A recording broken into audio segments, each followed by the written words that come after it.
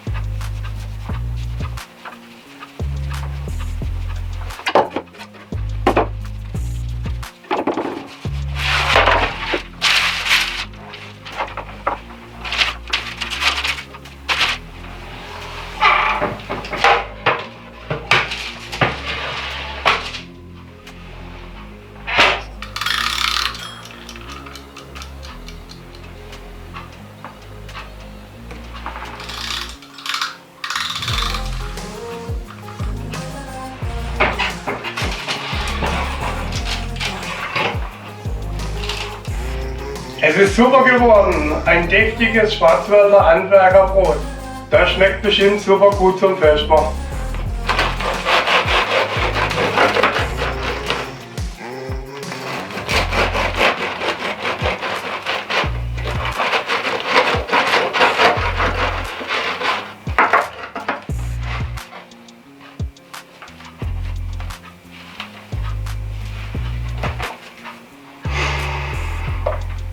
Oh, riecht das gut.